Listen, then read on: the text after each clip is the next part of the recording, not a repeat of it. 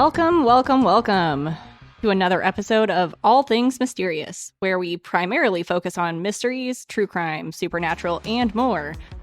But we also seem to enjoy making enemies, like people named Chester, the state of Florida, all police in the state of Oklahoma, probably most of Russia, and after a recent episode, who knows what else, both government and supernatural. As always, I'm Jordan. And I'm Matt. And today, I'm sure we'll find even more people to piss off.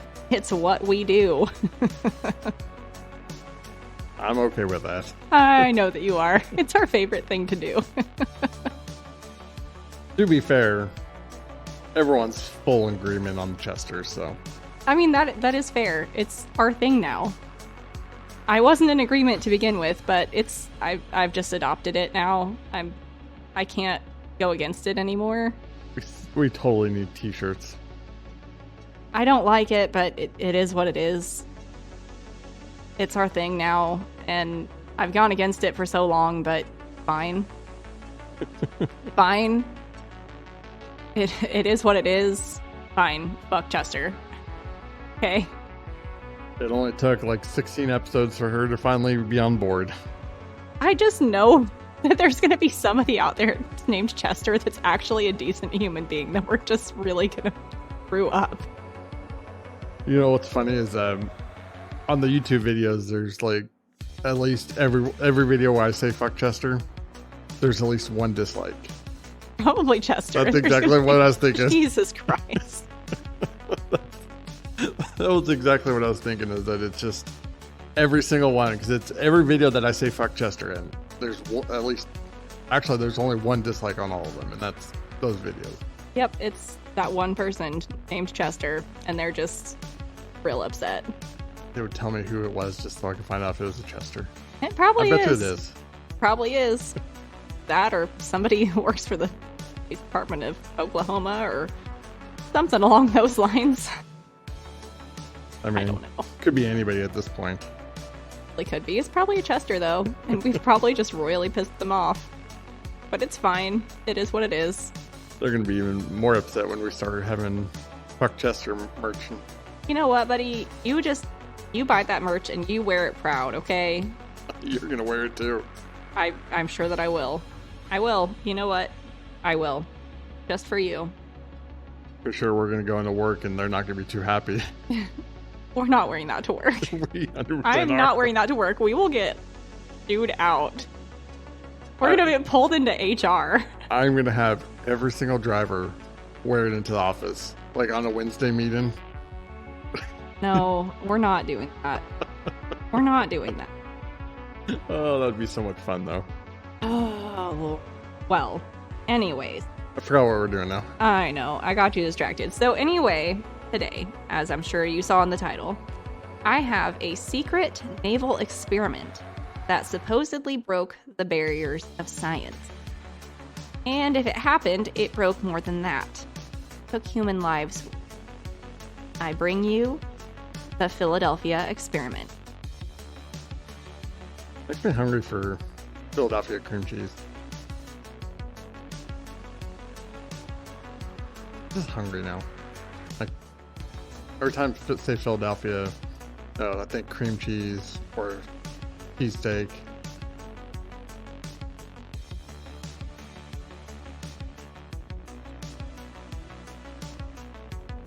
I like the cinnamon raisin bagels. At least at the moment. I don't think I've ever had one. I'm so picky, I don't like everything. I'm not the pickiest person. Give me an everything meal and just that. A really Already to go on the side rant. They used to sell chocolate cream cheese.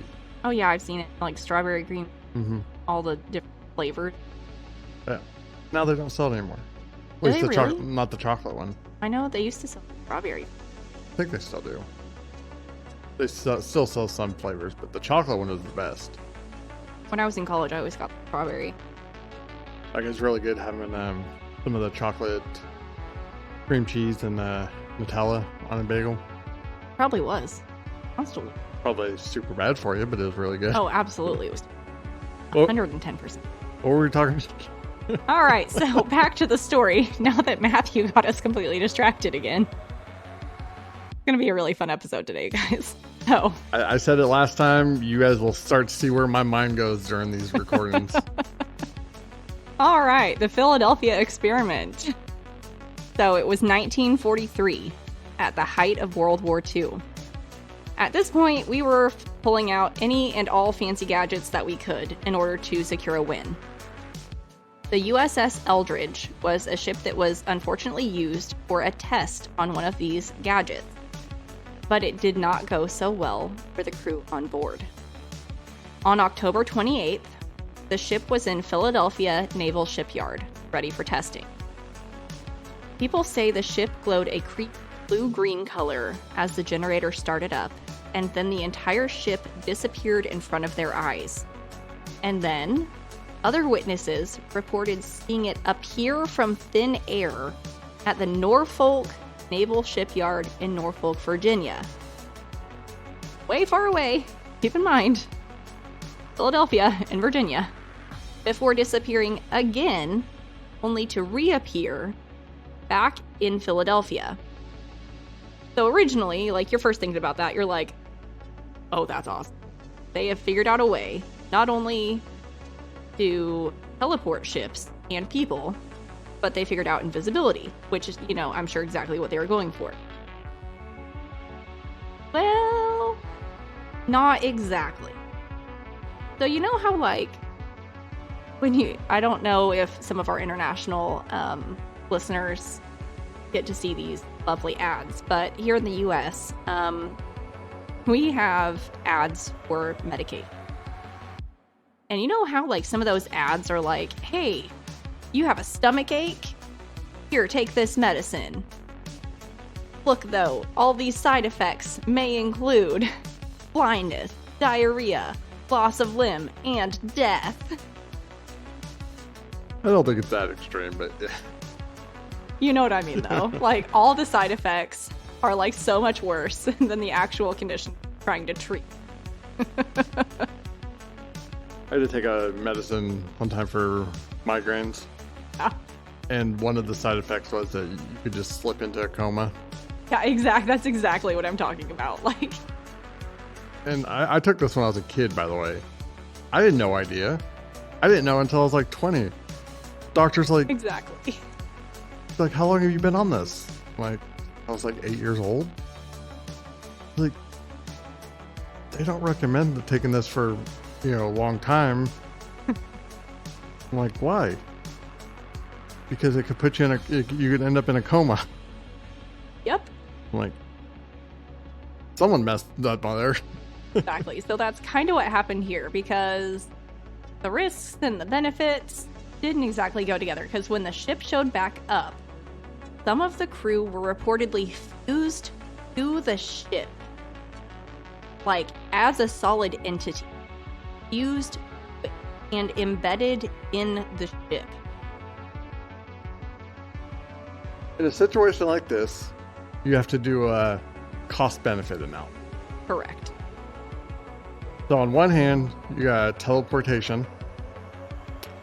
On the other hand, you lose a few sailors.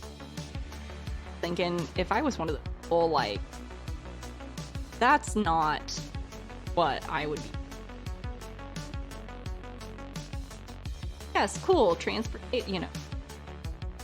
I teleported, but at the same time, I might end up being cut in half and ship in one of the steel beams. We take risk all day, all Not the time. that kind of risk. I would not be part of that. Like, no thanks. How many people died? There's not actually that, because some were lucky enough not to be to the ship, but they were said to have suffered from third-degree burns, nausea, and insanity. Or some just appeared more or less okay, a few decks below from where they were initially. Everything. So essentially, it's just like if they worked with you for a day. Yeah, more or less. Some of you have listened to the podcast, you know how my brain works. Imagine just working with me all the time. I'm sorry. What I have to say to the other people that we work with all the time. I am so sorry. Yeah, me too. Me too. But people still like me somehow. I don't really... But anyway. The fun fact about this is the military swears up and down that it never happened. I mean, on one hand, the military could be accurate and, this could be a tall tale. On the other hand, the military is not exactly known for being honest. Exactly. So, the military has very in-depth record of where the USS Eldridge was through all of this. Supposedly, it was never even at Philadelphia Naval Shipyard. It was in New York. Adding to that, they have no record of it being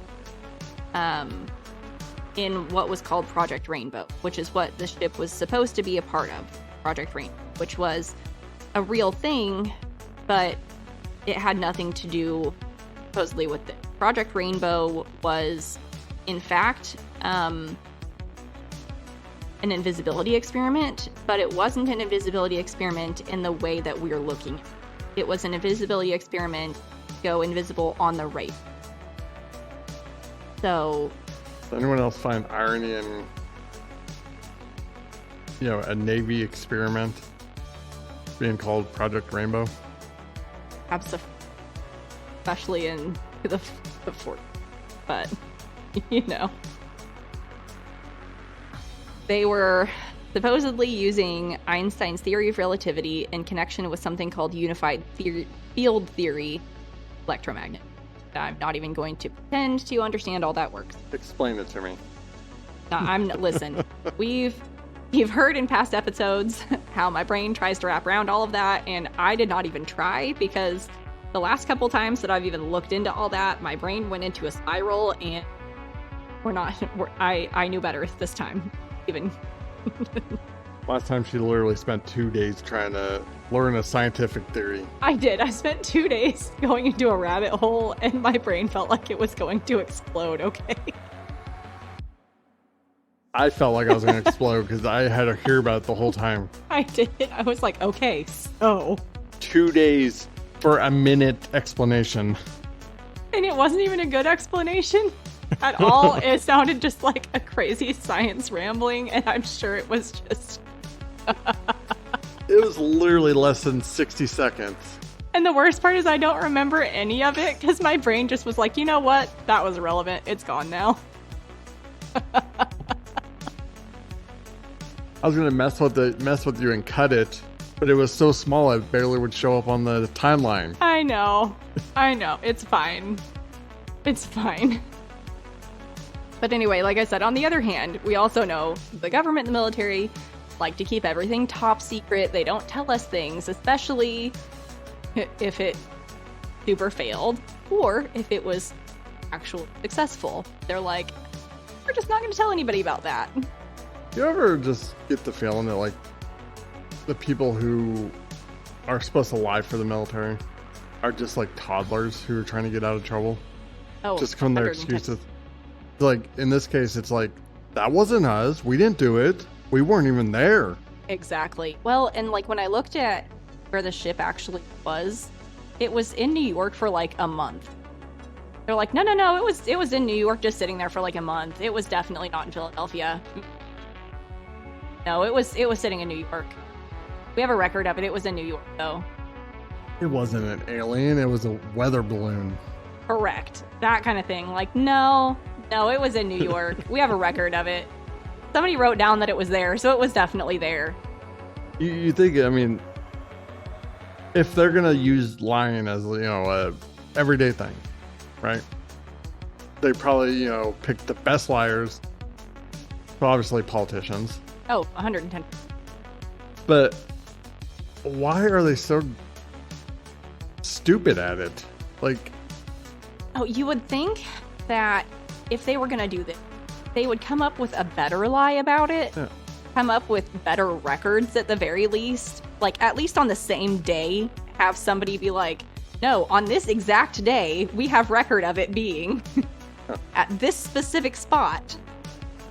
And why would you say it's, in New York? New York and Philadelphia are pretty close. Yeah, they're not that far. If it was me, I'd been like, no, it was in San Diego. Right? Like, look, here's pictures of it, pulling in a port. exactly. They're like, no, we have record of it. Now, granted, I looked through all the records, and it was docked in New York for that whole time, and then it went over here, and then it went over here, and then it went over here. And they do have fairly extensive records of where it was and all that fun stuff, but all of that can be faked. It's super easy to fake. I mean, in 1943, it's not like anything had computer backups. Exactly. They probably had control of all the copies of everything. Exactly. It was all just paper records back then. The good old days. Oh, right. So nice. But here's where things get a little bit weird, because no one spoke of any of this until the 1950s. Because, top secret. Craziness. There was a world war going on, too. There were other things that they had to worry about, to be fair. There was a war going on and stuff, Yeah, just a little war. Yeah, just a world war. No big deal. Yeah, it's nothing. it's nothing. But anyway, a man by the name of Carl Meredith Allen was on a mission to expose it. So, a man named Morris K. Jessup wrote a book called The Case for the UFO, and Carl Meredith Allen began writing hundreds of letters to this author. And he was like, you need to stop writing about this. Going to get way too close to the truth. But he used a different name. He used the name Carlos Allende, spelled Allende, Allende, but I'm trying to pronounce it Allende. He told the author, Morris K. Jessup, of the experiment and claimed to have witnessed it himself, and he told him of the horrors of the aftermath. Now, I don't know if he stopped researching, there's no record of that, but in 1955, the Office of Naval Research received a package that included that same book, and in it, it was written in by 3 different people, just scribbles all over, by 3 different people, heavily alluding to the Philadelphia experiment. And all of this was just like, you're getting way too close to the truth. You have to stop. So, in 1957, the Naval Research Office had Jessup himself come up there and look at the book. And he confirmed that the handwriting of one of those people matched the letters that he had been sent, which he believed to be Carlos Allende. The other 2, we don't know. We don't know who they were. But, supposedly, when they figured out who it was, and I don't know how this exactly happened, because, Jesus Christ, figuring all of this out has been, like, nightmare. There's 8,000 different articles about how this all went down. But eventually, they tracked down Carl Allen, and he told naval officers that the entire point behind all of this was to scare the hell out of Jessup and stop his research because he was getting too close to the truth. Oh my god. I don't even know where to begin with that. Correct. Because it's, yes, all just like, whoa, whoa, whoa, whoa, whoa, whoa, whoa, whoa. Okay, so who was this guy that was trying to scare him? I mean, what was his role in this? He was he wasn't an officer. He was a naval soldier who had witnessed. So see, that kind of puts the military in a bad position. It does. He had witnessed it himself.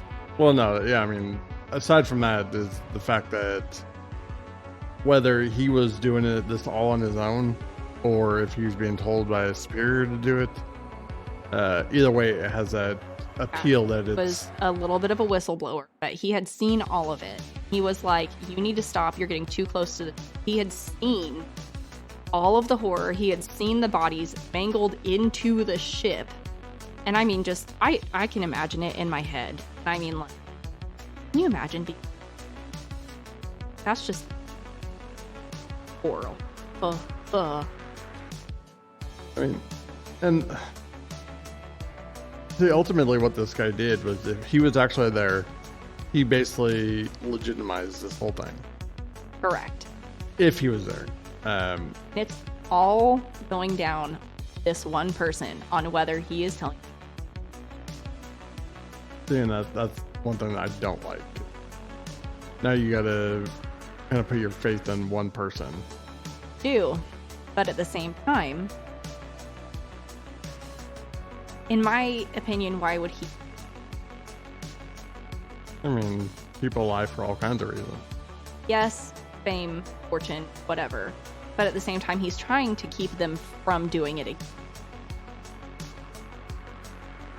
And I can see his reasoning behind that. Because if it was true, and he did see all of that disgustingness, I would want to stop it too.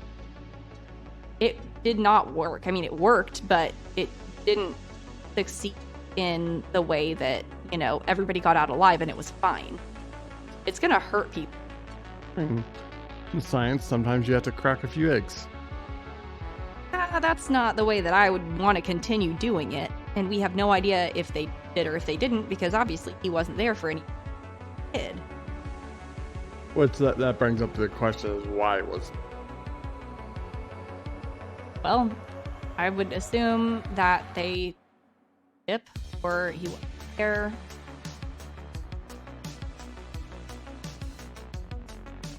I mean, if there was more witnesses, you know, I'd have a better time believing them. But just one soldier who, you know, in turn was trying to stop people from looking into it, which that's the part that I don't understand. If he wanted to get the story out and let people know what's going on, why would he try to stop them from finding the truth? Don't necessarily think it was them finding. I think it was them figuring out how to because it was, his book was on UFOs and their technology. And I should have explained that better. That's my bad. And their propulsion theory, right? So his book was on their technology and unified field theory, Einstein, and all of that science that went way beyond my head, right? Like way beyond my knowledge. My science in school was like a B at best. At best. That was like high school level. Yeah, so we're not even gonna try. These people are like miles my league. But so just so I'm on the same page. Okay. I'm a little confused. Yes. I am also confused, but this case is very difficult for me to understand, but it took me a while. So the soldier who supposedly saw the Navy guy wants the experiment to be out there and well, okay. Yeah. He just wants them to stop researching how to do. Wasn't he the one sending letters to the writer or telling him to stop because he's getting too close to the truth? On how to make invisibility a thing. Well, but I mean, not exposing the Philadelphia. But I mean, it's kind of exposing the Philadelphia experiment was not necessarily an accident, but something that happened in the midst of all of it. Used the Philadelphia experiment as a here's what happens if you kind of thing. See, and this is my whole problem with like stuff, because this guy just seems like he went about this the weirdest way possible. I have to agree with you, because it was not like he just decided to be like, I'm just gonna tell my story to the world. No, he was like, oh no, this guy's starting to learn how to do technology. I'm going to write him letters. And Like, I don't know. It's odd. But granted, it was also, 1950. why was a reporter trying to figure out invisibility? That's the other thing I'm confused about. Wasn't a writer. Oh. Just not. Else. Okay, so that makes it even worse. I thought he was a reporter. No. Why are you just sending fan mail to a random author? Read the book. And, like, no. I am like, no, this, like, honestly, I kind of believed it because I knew about this beforehand, and I believed it, and you made me not believe it anymore. So, okay. Start from the beginning. Philadelphia experiment supposedly happened. Okay. 1950-ish, somewhere around that vicinity. Jessup wrote this book about UFO technology, how invisibility, propulsion systems might be able to make that happen. This dude, Carl Allen, whatever name he decided to go by because he used two of them, after witnessing the Philadelphia experiment, wrote him letters and was like, no, if you start to use that technology, bad things could happen, like the Philadelphia experiment, because I saw the Philadelphia experiment happen and a bunch of people freaking died because they got fused to the ship, and then some of them got third-degree burns, and a lot of other people were nauseous and went insane. So when he didn't stop his research... So are we sure he's not one of the ones that went insane? Very well could have been. I'm just saying, he wasn't on the ship, though. He was just a witness. See, now I trust him even less. I'm just saying, it's a possibility. I'm not saying that he's a solid witness, but he's the only witness that we ever have had come forward, so we have to, unfortunately, rely on that, which also makes this really questionable. Well, what about the witnesses that supposedly saw the ship in Norfolk? That's the other thing. We don't have other people. He claims there were other people, but at the same time, we don't have anybody else that has come up and stepped forward. Because top secret military experiment. I mean, that may be work if they were all military. Obviously not, though, because, I mean, being with, like, Area 51. Look how many people, that was all top secret, and look how many people came out after the fact and said that it did happen.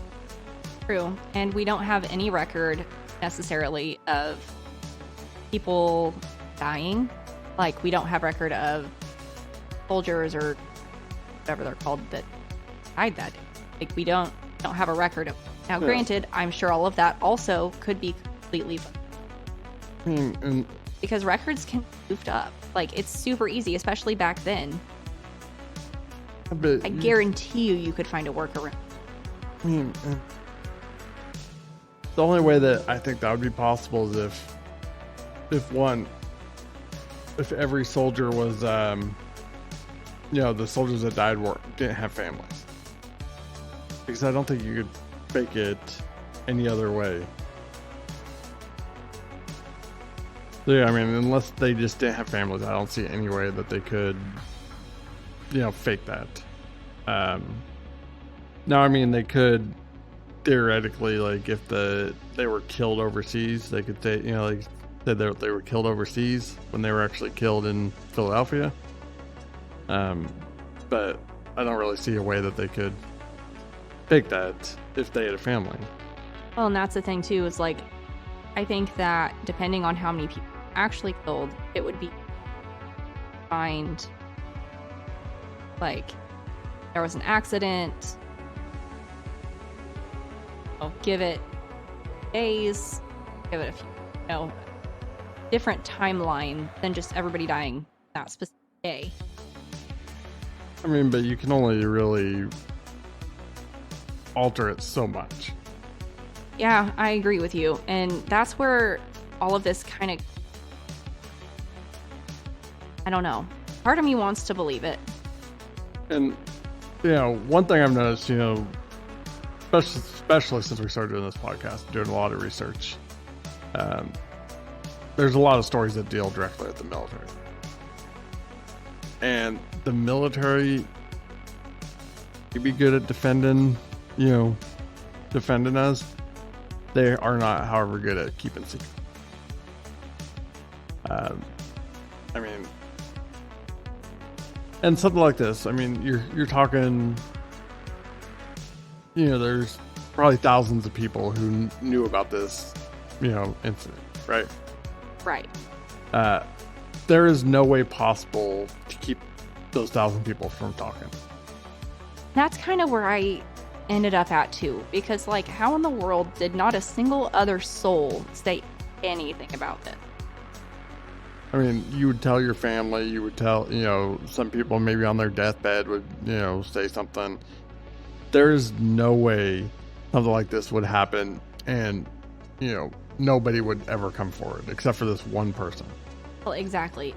Everybody else, every single other person in the story is like, there's not a record of them. I mean, the only person that we can truly track down is Carl Meredith Allen, and we know that he is a real person, and we could track him down, and we do know that Project Rainbow was technically a real thing, and it did actually have to do with invisibility technically, but it was just invisibility when it comes to radar invisibility.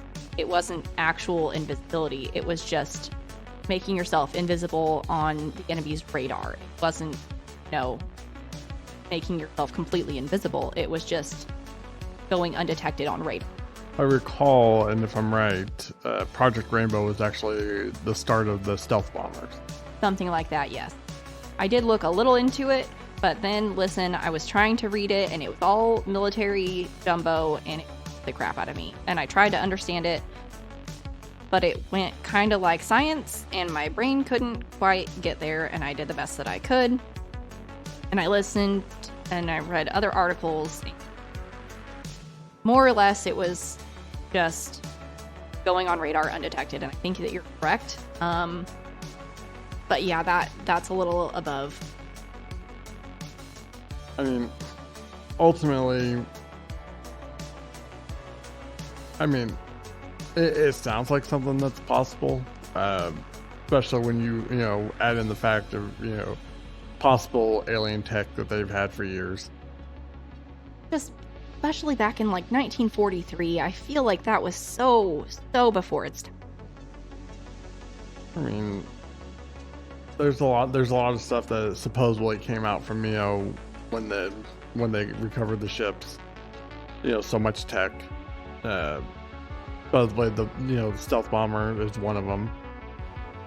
Yeah, and I mean, like I said, going undetected is one thing, but it's a completely different thing than just, teleportation ability. Do I feel like something happened that day? Maybe not the Philadelphia experiment, but something probably happened. I just don't feel like it was this magnitude. I mean, I don't either, but yeah, if you ever look at a documentary about the stealth bomber, they're like super interesting. Believe that. Like, have you ever seen a picture of one? No. They're so cool. So, why would they come up with a design like that when it's nothing like any other jet? And it's pretty. They're so cool looking. Have you ever seen one of them land? Can't say that I have. Oh, it's just so, you gotta watch it. It's because they can't have the landing gear in the center like normal. Yeah, no, they can't. Not the way that they're pulled. So they have to have it on the side. So they basically kind of float in. What of that? I think it's just the front, the nose gear. It can't be on the front. I don't remember. But anyways, look at it on YouTube or something. Point is we knew about the stealth bomber before it was actually, because whistleblowers, people who talked about it before. Area 51, Roswell. People came forward saying that it happened. Military, contractors. In all those cases, and pretty much every case where the government's been involved and had, their secrets shared, has been because somebody came forward. Not just one, multiple Well, and you people. have to think about how many people are on a ship that size. Exactly. Because there's a ton of people on a ship that size. It's not just like 10 people. No. It is hundreds of people on a ship that size. And you lose one of your buddies to something like that, you're not going to keep that quiet. No. I mean, you may be while you're in the military, but, guarantee. Especially if you're going insane like these people. Yeah. Supposedly, if they're going insane, I mean, you're not going to keep quiet about it. You might, if they're going insane, you might think that they're losing it a little bit, but you're not going to be quiet about it. This is definitely one of those stories that when you take it just on, the possibility and kind of the bare minimum of facts, it definitely seems more plausible. But yeah, when you start getting deep into it like this, it doesn't make sense. Like, why, only one person comes forward? Well, and what blows my mind so much that there are and details enough to where there are dates. And that just blows my mind a little bit. Like, there are dates to this story. It is passed down well enough that there are actual dates. And it's an interesting story. For a conspiracy theory or whatever it is, it is an interesting story. And I think there has to be a certain amount of truth to it. I don't necessarily think that it's the entire truth. I don't think that the whole story is true. But I think some part of it is. I don't know what part of it, but I think there is a part of it somewhere that is for some part of it to have started. And that's the whole reason, I don't really particularly care for conspiracy theories. Let's take, for instance, the moon landing was fake. The amount of people that would take to orchestrate something like that. Somebody would come forward. But, it's been what? I'm not doing the math. Yeah. 60 You can do the years, math, but I'm not doing the math. It's been a long time. And nobody has come forward. It's like what's the saying? 3 people or 2 people can keep a secret if one's dead. Yeah, something like that. I mean, it's just, there's no way that something like that's they're going to keep secret for a long time. And that's my problem with a lot of these conspiracy theories. And then a lot of people will point out, well, certain conspiracy theories that have been proven true. And my whole argument is, well, yeah, how did you guys find out that it's true? Because somebody came forward. Someone had to have come forward for somebody to figure it out. The fact that, nobody's come forward about the moon landing, or even JFK's assassination, or, any of the other conspiracy theories that you want to talk about. Mm-hmm. Somebody's going to come forward. You can't orchestrate something like that without thousands of. You have to. How it works. But like I said, I think that there has to be a tiny little inkling of truth in there somewhere for it to have started. Like a rumor. Yeah. A lot of rumors start from the tiniest little tidbit of truth. And it doesn't have to be a big truth. It can be the tiniest little truth, and then it just grows and snowballs. I mean, and it technically is. Project Rainbow was a real project. Exactly, that's what I'm thinking. Project Rainbow was a real thing. I don't believe that this ship was included on that, but Project Rainbow was a real thing.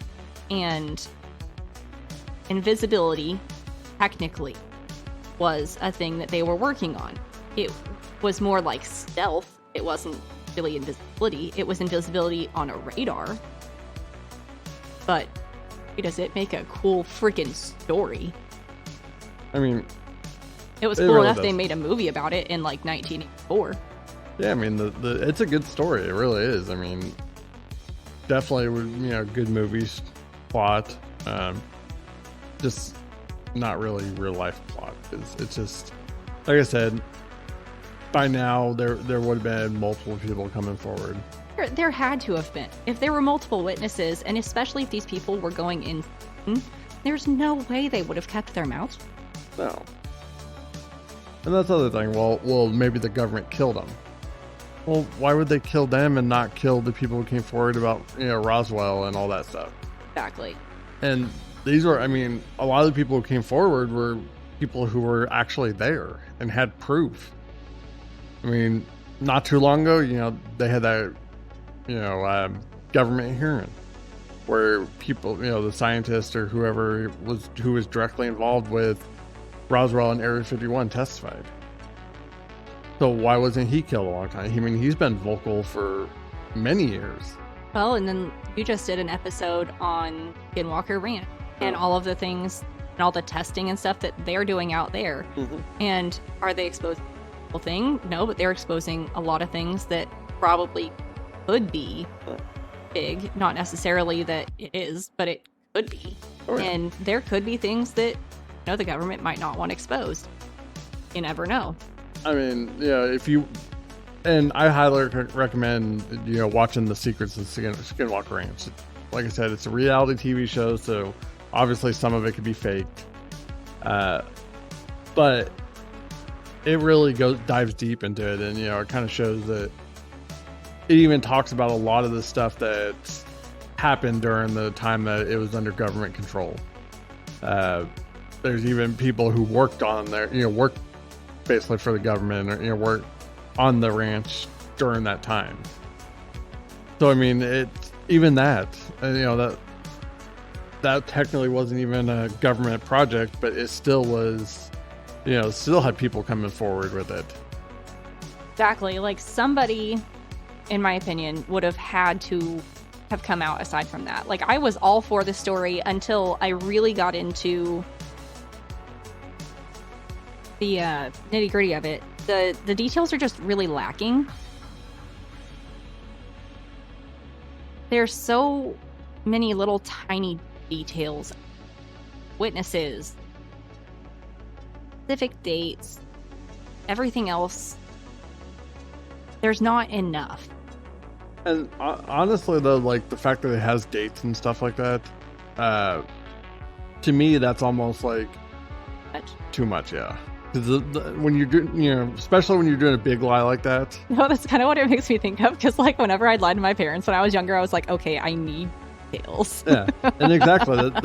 That's actually one of the easiest ways to, kind of tell a lie is, the more details that are included, the more likely that it's going to be a lie, because you want, our brains are designed that way to, when you're, lying about something, you want extra details to kind of sell the lie. That really tracks, actually, now that I'm thinking of it, because anytime I was young and I'd want to lie to my parents about something, it was like, okay, wait, I need a detail or two to hear. And that's how parents usually found out that you were lying, just because. That makes 100% sense. Even though it was always something so stupid. Like, looking back on it now, I'm like, why did I lie about that? That was dumb. So, and then, on top of that, like, let's look at it like this. Now, think of something, let's say you saw aliens land in Joplin. And you were told, hey, don't say anything to anybody. Keep it to yourself. Not even tell your family. Exactly. Now, it's human nature. I don't know. It's hard to say, because, like, if I was completely threatened with my life, I don't know about it. Eventually. If I was scared enough, it's hard to say. Bless you. Eventually, the fear of, death is obviously going to be a deterrent for a while. But let's say you're on your deathbed. Yeah, that's true. If I'm on my deathbed, like, I'm already going to die. So. Exactly. Older you get, might as well take me now. Older you get, the less you're going to fear death anyway. So, that only deters people for so long. That's true. You've got a point. Like, you know what? I'm already dying, so you might as well just take me now. Plus, have you ever, like, told your significant other or something a lie, and it just kind of eats at you? Not really, no. Not that it hasn't ate at you, or you haven't told a lie. You're kind of scaring me now. What do you want to know? The answer? No, I don't. If I tell lies, they're stupid and insignificant, so not really. Doesn't. All right. I mean, the bigger the lie, obviously, the more it's going to eat at you. And now you're keeping this secret, so you're essentially lying from your family. And that's going to eat at you. Psychologically If I kept speaking, a secret like that, it would. yeah, and that's why people end up, telling their secrets, is because of stuff like that. I mean, that's fair, because, like, if I think about it, and I'm going to go the completely opposite direction, but, like, when I get a really good gift for somebody, I cannot contain myself. I can't wait to find out the gift you got me for Christmas. I got you nothing. Absolutely nothing. Same thing as last year. Your gift is the fact that we're working on, I'm going to spoil it a little bit, but we're working on a visual recording studio for you guys. Where's my censor button? Can't give out state secrets. Too bad. We're working on it. I don't know when it will be a thing, but we're working on it. So I don't know when it will be a thing. It's in progress, slowly, but we're working on it. So along with Jordan Ghost Hunting and a few other projects. Yeah, I'm more focused on the visual recording studio and the ghost hunting. Honestly, I'm more focused on I know that you're more focused on the ghost hunting. I'm over here like, yeah, visual recording studio. That'll be great. Matt's like, ghost hunting. I'm pretty sure she brought up the visual studio just so she could try to get my mind off the ghost hunting. Yeah, that was a solid point.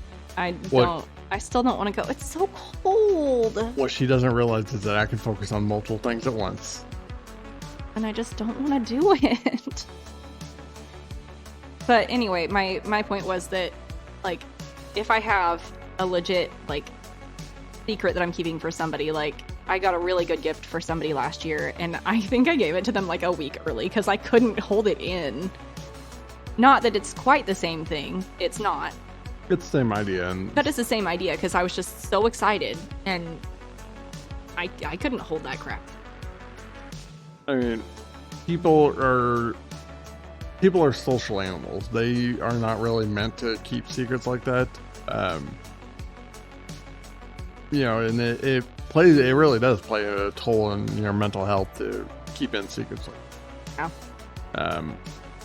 We know that. I mean, there's been so much research on it, and it's basically accepted right now that, keeping secrets is bad.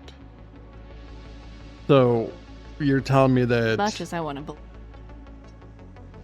I don't know. I believe something, probably. I mean, I believe that this guy, possibly saw something have to do with Project Rainbow. That's kind of where I'm at. I don't think it's as grand. I mean, I definitely think he embellished a lot on this. I don't know. But, yeah, I mean, this one is just... If there was more than one person coming forward, it would be... I'd give it another chance. But the fact that it's only been one, and, and honestly, at this point, even if it was true, we'll never know because, I mean, pretty much everybody... Exactly. It's such old enough that left. I mean, yeah, there's probably still some people left from around then, but not a whole lot. Because, I mean, if you were 20 in the 40s, you're pushing 100 right now, so... unfortunately, unless the government comes out and says, hey, this is true, we're going to release everything from that. I don't think it is. One person, only one account has ever been released. It's too unrealistic. It's honestly a little bit of a relief to me, because at least, like, and I know this sounds horrible, but at least a lot of people weren't few. Because, like, to me, that just sounds so... If you're gonna die that way, that just sounds like a horrible, horrible way to go. Because, like, how would you even get out of that? Like, you're gonna have to die. This brings up the thought of, like, everybody talks about how, brings up... Stop stepping away from the microphone. it kind of brings up the thought experiment of, how would you want to die? What would be the... Not that way. But I mean, it's such a weird like thought to get into. Like, truly, honestly, does anybody want to die either way? Anyway. I mean, yeah, but not being fused to a ship and then probably being put to your death because, I mean, if you're fused to a ship and part of your body is literally in the ship, like... Granted, that'd be almost an instantaneous death, so... No, like, what if your arm was just in the ship? At that point, your arm's gonna have to be cut off. I mean, you're gonna either have your arm severed and baby lit. Like, or like, what if you were, like, half above one level and half not? Like, you're gonna die at that point. Yeah. But I mean... It's like, like the submarine thing. How they died instantly. Yeah, the Titan submersible. Yeah.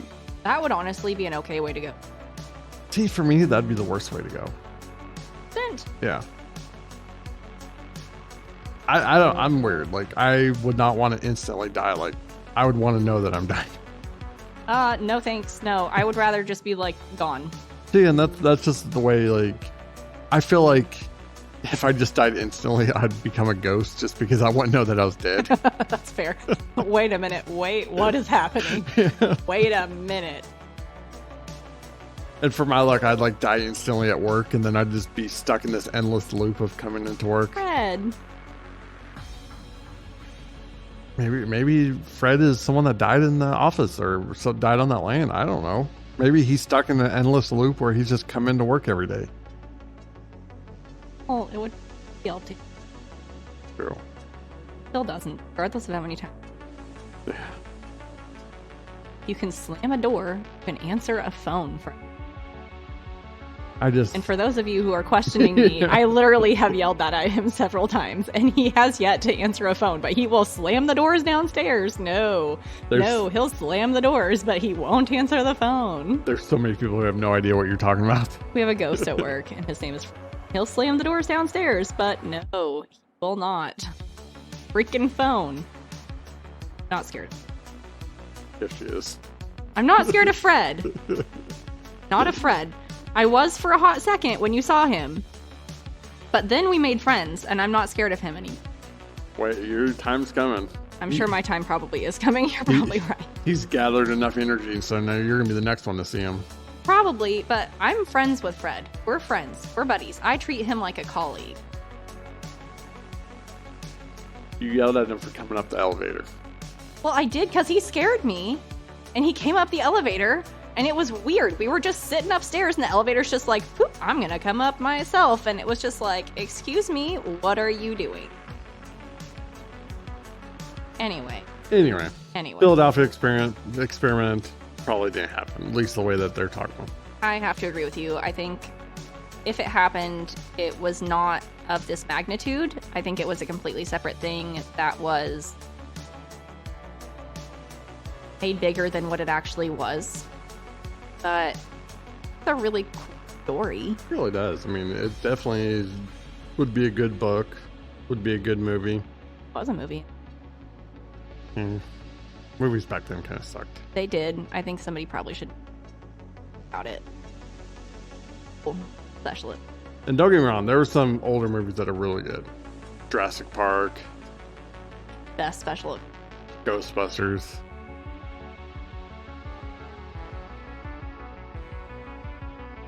Jumanji. I mean, I know that was in the 90s, but still. Good ones. I know, but then there's other movies that just like, like the original Texas Chainsaw Massacre. Not the like the one in the 50s or whatever, the very original one. It's not very good. Of course, a lot of that has to do with the time period. Special effects. Well, not only that, but like the willingness of how far they go. That makes sense. Like stuff from the 80s, when they were really pushing the lines and blurring the lines, are just stuff that happens every day in movies now. That's true. Now we're like, you know what? We'll take it a step further. And we're okay with that. I mean, we're talking about the days in like TV shows when married couples could not be seen in the same bed together. Like I Love Lucy. Yeah, you've got a point. Now we're like, nah, it's fine. Fine. We'll imply sex on television. It's no big deal. Yeah. She has a baby, but they never sleep in the same bed. It's implied. All right. Well, now that we've completely gone off course again, thank you all for listening again to All Things Mysterious. Like, follow, and comment for more content, and follow our link tree below for all of our social media. As always, we keep you guessing.